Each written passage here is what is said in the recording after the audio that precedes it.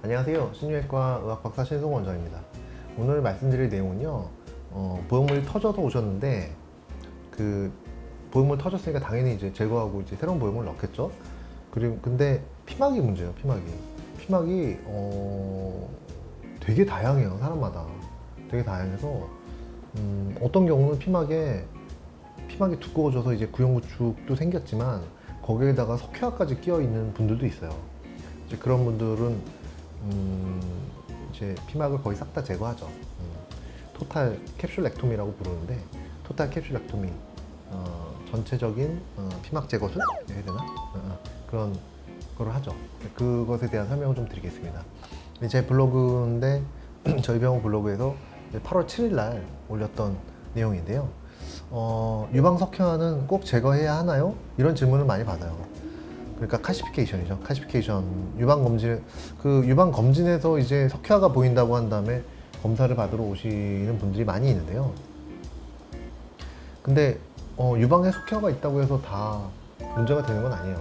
석회화는 뭐 여러 가지 이유에서 생길 수가 있는데 뭐 정상인 경우가 그냥 별거 아닌, 정상이라기보다 별거 아닌 경우가 대부분이죠. 근데 때로는 석회화가 큰 석회화가 있고 작은 석회화가 있는데, 작은 석회화 중에서도 또 이게 한 곳에만 이게 오목하게 몰려 있다, 이제 이러면 유방암일 수가 있는 거예요.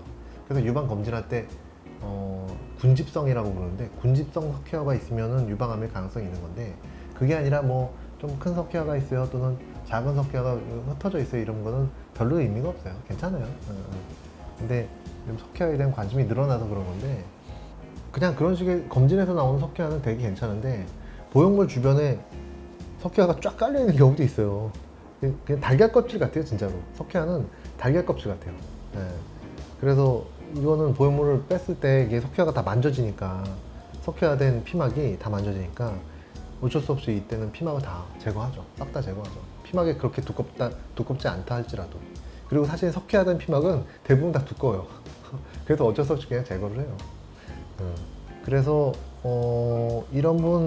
이분 같은 경우는 이제 수술하기 전에 보형물이 파손됐나 이제 이런 걸 보는 거죠. 근데 지금 이 사진에서는 특별히 뭐 파손된 부분이 보이진 않아요. 근데 어쨌든 저희는 유륜절개나 밑선절개를 많이 하는데, 부분마 치료에서 이런 유륜에서 보형물까지 거리를 재보면 보통 1cm, 1.5cm 이 정도밖에 안 돼요.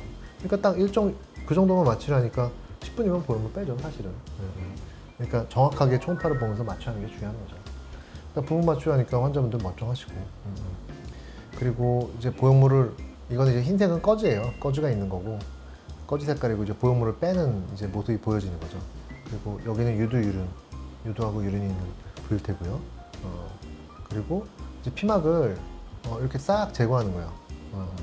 칼시파이드 캡슐인데, 그래서 이제 식염수백은 꺼낸 걸 보시면은 식염수백은 뭐 그냥 있는 거고, 보면 이렇게 하얀색이 보이잖아요. 하얀색이 이제 석회화죠. 그러니까 사실은 지금 피막을 뒤집은 거예요. 이렇게 석회화된 피막이 있는 건데, 이제 이 피막을 싹 다 제거한 다음에 이렇게 뒤집은 거죠. 뒤집어서 안쪽을 보니까 그 석회화가 이제 쫙 깔려 있는 거죠.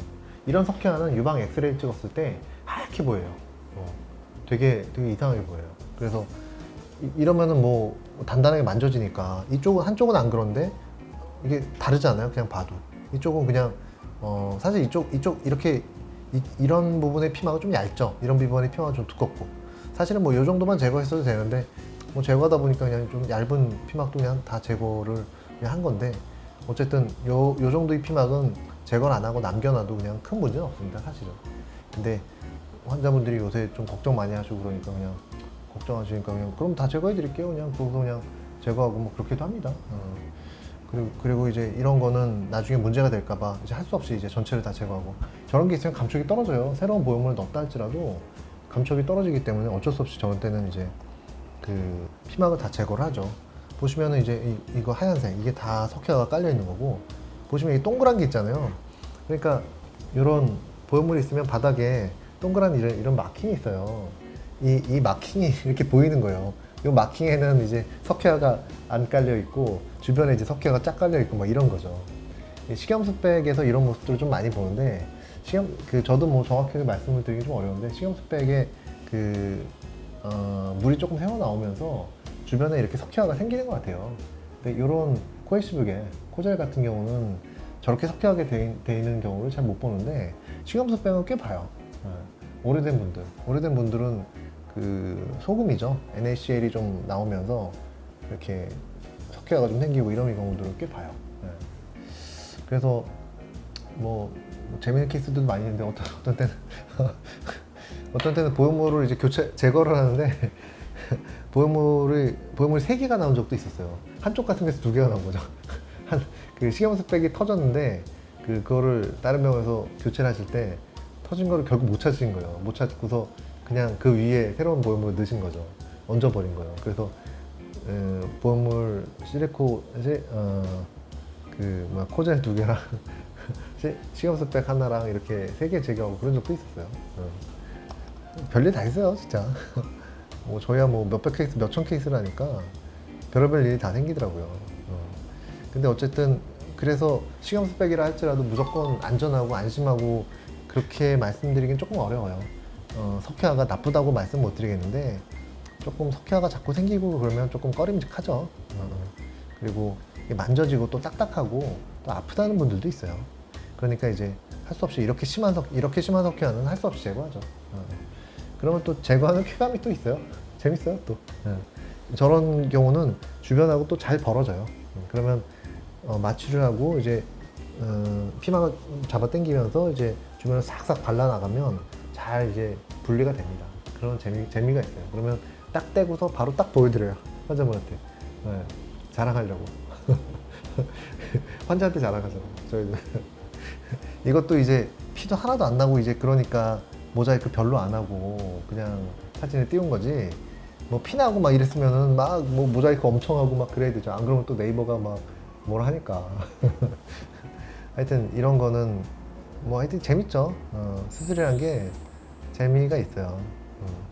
막 위험하고 어렵고 잘 안 되고 이러면 재미가 없을 텐데 제가 하는 수술은 맨날 해서 그런지 그냥 재밌어요. 그냥. 저는 수술을 좋아해요.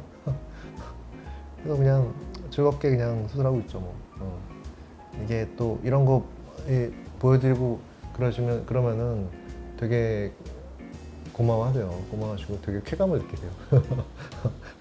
내 목속에 이런 게 있었다니. 싹 다 제거했네. 이건 뭐 싹 다 제거한 게 100% 제거한 게 맞으니까. 피막은 100% 제거할 수 있습니다. 제거할 수 있는데 그렇게 할 필요가 있느냐 없느냐 그걸 판단하는 게 중요한 거죠. 그래서 오늘은 여기까지 이제 말씀을 드릴 거고요.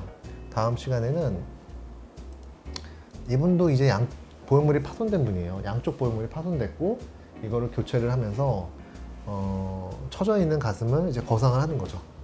거상하고 구형구축이 생긴 그 피막을 제거를 하고 그 속에 보였던 이제 장액도 같이 제거하고 이것도 역시 저희가 맨날 하던 대로 이제 부분 마취로 이제 반다절개 해가지고 반다절개만 이제 쓱 끌어올리는 이제 그런 수술입니다. 그것에 대한 설명을 드리겠습니다. 네, 이상입니다.